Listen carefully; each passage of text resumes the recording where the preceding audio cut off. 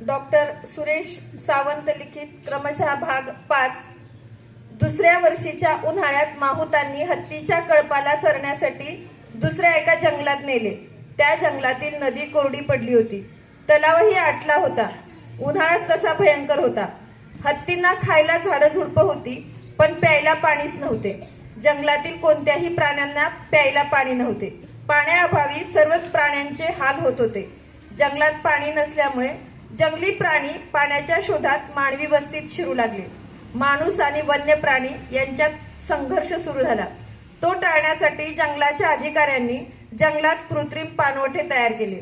कमरे इतके खोल हौद बांधून त्यात टँकरनी पाणी आणून टाकले। त्यामुळे वन्य प्राण्यांची तात्पुरती सोय झाली, तात्पुरती तहान भागली। पण हा काही कायमचा उपाय नव्हता। जंगलातील प्राणी आळीपाळीने हौदावर येऊन पाणी पीत आणि गुपचूप निघून जात। मोठ्या प्राण्यांचा कळप आला की लहान प्राणी भिवून बाजू धरत। कोणीही कोणाशी भांडण करत नसे। एके दिवशी त्या हौदावर हरणांचा कळप पाणी पित होता।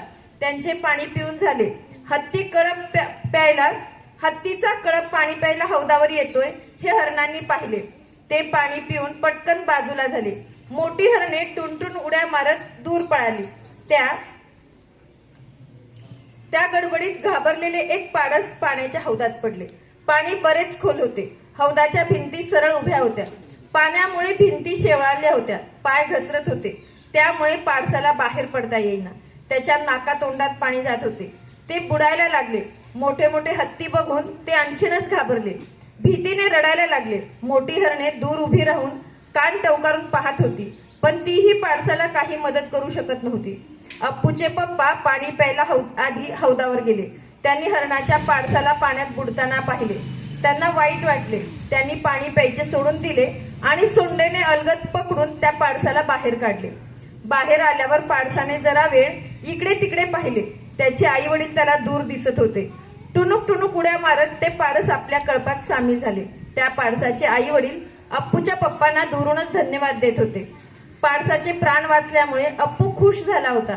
तो पप्पांना म्हणाला, पप्पा तुम्ही मोठे आहात म्हणून पाडसाचा जीव वाचवलात। इतरांचा जीव वाचवण्या इतका मोठा मी कधी होईल? नेहमीप्रमाणे आई म्हणाली, होशील होशील हा बाळा, तूही लवकरच मोठा होशील। हसत हसत पाणी पिऊन हत्तींचा कळप परतीच्या प्रवासाला लागला। शिबिरात परत येत असताना आज अप्पूला वेगळाच प्रश्न सतावत होता। त्याने आज हरणांना आणि त्यांच्या पिल्लांना उड्या मारताना पाहिले होते। त्याने चालताना हरणासारखी उडी मारण्याचा प्रयत्न केला, पण त्याला जमेच ना। कसे जमणार? त्याचे वजन जास्त होते ना। एकदा अप्पूच्या डोक्यात एखादी गोष्ट बसली की बसलीच। तो त्याच गोष्टीचा सतत विचार करत राहायचा। आईच्या मागे सारखी भुणभुण लावायचा। आजही त्याने तशीच भुणभुण लावली।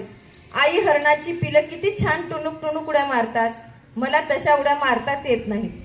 आई, तू मला उड्या मारायला शिकवशील? आई म्हणाली, बाळा, या जगात कोणाशीही तुलना होऊ शकत नाही। कोणताही एक जीव दुसऱ्यासारखा नसतो। प्रत्येक जीव आपल्या आपल्या जागी चांगलाच असतो। तू जगातील सर्वात सुंदर आणि शक्तिमान आहेस। कधीही स्वतःला असे कमी लेखू नये। आज आईने अप्पूला एक नवीन धडा शिकवला। अप्पू आता रस्त्याने मी शक्तिमान असे म्हणत ऐटीत चालू लागला। कन्नन आणि इतर माहूत दररोज हत्तीचा कळप घेऊन जंगलात जात असत। त्याच वाटेवर एक मंदिर होते। मंदिराचे कळस दुरूनही नजरेत भरत। मंदिरात भक्तांची नेहमी गर्दी असे। मंदिरातून घंटेचा मंजूळ आवाज येत असे। आरतीच्या वेळी नगारा वाजत असे। एके दिवशी हत्तींचा हा कळप मंदिरासमोरून जंगलात जात होता। जात असताना मंदिरातील घंटेचा स्वर अप्पूच्या कानावर पडले। तो आवाज ऐकताच अप्पू भारावून गेला। तो मंदिराकडे तोंड करून उभारला। त्याने आपल्या समोरचा उजवा पाय वर उचलला आणि सोंडेने तळपायावर घंटेसारखा वाजवू लागला। अगदी घंटेच्या तालावर। थोड्या वेळाने त्याच्या उजव्या पायाला कळ लागली, त्यामुळे त्याने उजवा पाय जमिनीवर टेकला। नंतर त्याने आपला समोरचा डावा पाय वर उचलला आणि सोंडेने तळपायावर घंटेसारखा वाजवू लागला, अगदी घंटेच्या तालावर। असा तो आलटून पालटून दोन्ही पायावर वाजवत होता। हे दृश्य मंदिरातून पुजारी पाहत होता। त्याला आश्चर्य वाटले। आरती झाल्यानंतर तो पुजारी मंदिरातील पूजेचे ताट घेऊन धावत पळत आला।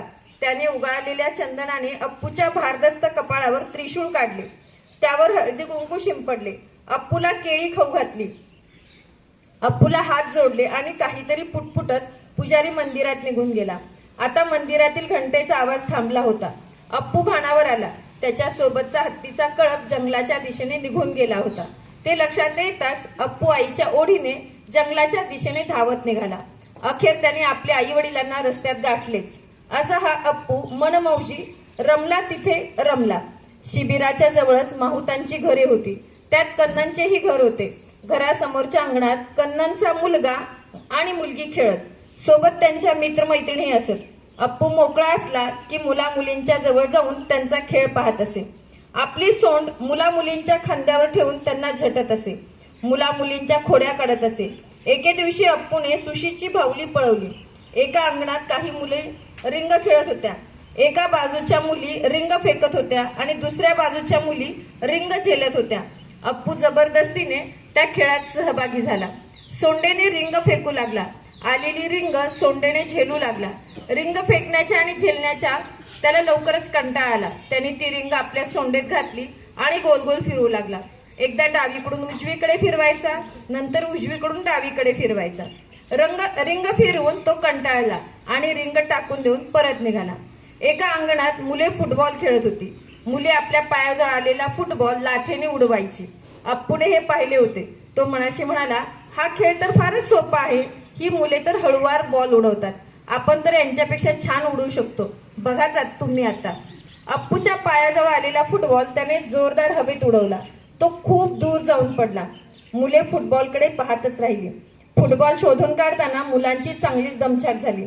त्यामुळे अप्पूला खेळात घ्यायला सगळेच घाबरत. मुले म्हणाली, आता आम्ही अप्पूला खेळात घेणारच नाही. अप्पू खिदळत शिबिरात निघून गेला. धन्यवाद.